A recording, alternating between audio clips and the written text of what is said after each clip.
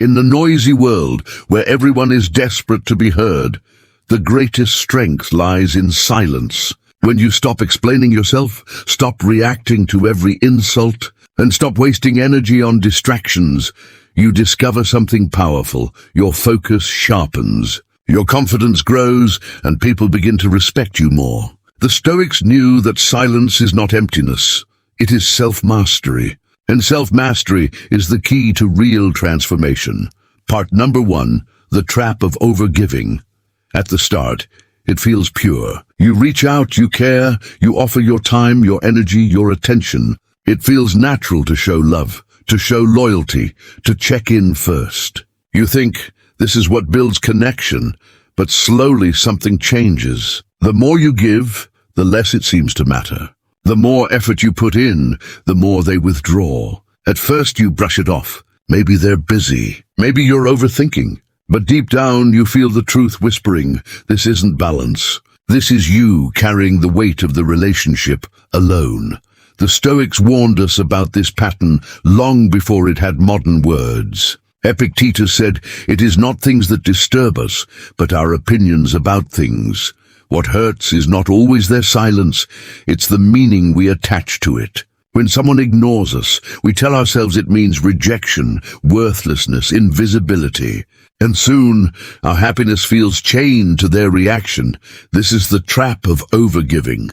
You hand away your power piece by piece, believing effort will equal value. But effort without reciprocity is not connection. It's dependence disguised as devotion. And dependence never leads to peace. The Stoics remind us, your worth is not proven by how much you give. Your worth simply is. The moment you start chasing, you unconsciously put others on a pedestal, whispering, you are above me.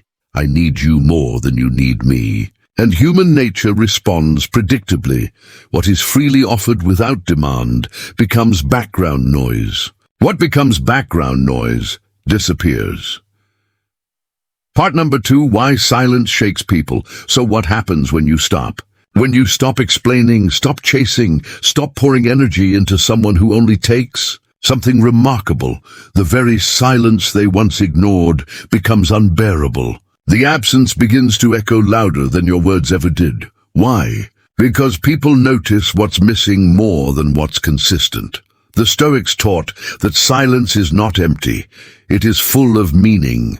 Marcus Aurelius wrote, the best revenge is not to be like your enemy. You don't fight back with noise or anger. You disrupt them with stillness. Toxic people thrive on control. They expect you to react, to defend, to justify, to plead. They need your energy to fuel their sense of importance. But silence denies them that fuel. Suddenly, they face a void. No reaction, no explanation, no reassurance. And in that void, their own thoughts become their enemy. Seneca said, he suffers more than is necessary, who suffers before it is necessary. In your silence, their imagination begins to torment them. Did you leave? Are you gone for good? Did they push too far? The quiet forces them to sit with themselves, and most people cannot bear the sound of their own reflection. And here's the deeper truth. Your silence is not a punishment. It's a boundary. It's not cruelty. It's clarity. It's your way of saying, I refuse to beg for a place that should have been freely given. And that changes everything. Because people can prepare for anger, they can brace for arguments, but they cannot defend against calm withdrawal. Silence disarms because it is unpredictable, because it takes away the game they thought they controlled. Part number 3, the inner battle of staying silent. But let's be honest, silence is not easy. When you first step back, when you decide not to send that follow-up message, not to explain yourself one more time, it feels wrong. It feels like giving up. It feels like failure. Your instincts scream to fix it, to prove your worth, to chase clarity. This is the hardest part of silence, the battle within yourself. You will feel grief, not always for the person, but for the version of you that believed love had to be earned through effort. That version of you wasn't weak. They were simply untrained. They thought devotion was about always showing up first, always proving. But the Stoics would say that was not strength, that was fear. Fear of being forgotten, fear of being unworthy, fear of facing yourself. When you stay silent, you confront those fears head-on. You learn to sit in discomfort without reacting, and that is the essence of Stoic discipline. Epictetus said, "Freedom is the only worthy goal in life. It is won by disregarding things that lie beyond our control." Your silence is not about controlling others. It's about freeing yourself from the need to control how others see you. It's about realizing that their recognition does not define your value. That you don't need to keep explaining your worth, because your worth is not a debate. It takes practice. At first, you'll want to break the silence just to relieve the tension. But when you resist, when you stay calm, you begin to feel a different kind of strength. Not the noisy strength of confrontation, but the quiet strength of sovereignty. Part number 4, the power shift and your growth. Here's the irony.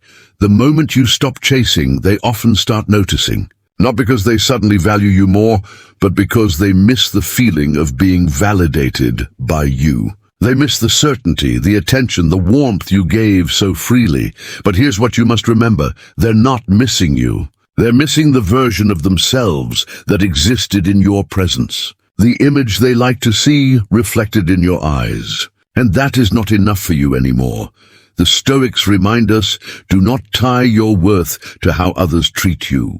Marcus Aurelius wrote, "The happiness of your life depends upon the quality of your thoughts." When your thoughts shift from seeking to being, from chasing to standing, you become untouchable. Your silence becomes magnetic, not because it manipulates, but because it shows self-respect. And true self-respect is rare. It makes people pause, reflect, even regret. But the most important part is not what it does to them. It's what it does to you. In your silence, you reclaim your story. You stop outsourcing your peace. You realize that attention is not free, it is sacred. And when you stop scattering it where it isn't valued, you begin to shine differently. Not with arrogance, but with calm confidence. This is the final shift. Silence doesn't just disarm toxic people. It rebuilds you. It transforms your energy from desperate to deliberate, from reactive to resilient, from fragile to unshakable.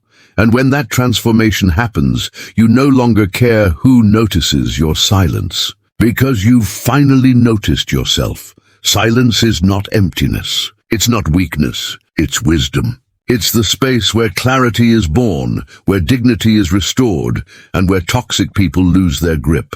The Stoics never promised a life without pain, without conflict, without disappointment. What they promised was control over how we respond. And silence, when chosen with intention, is one of the most powerful responses we have. So when you find yourself tempted to over-explain, to chase, to beg for recognition, pause, breathe. Remember this. You don't need to convince anyone of your worth.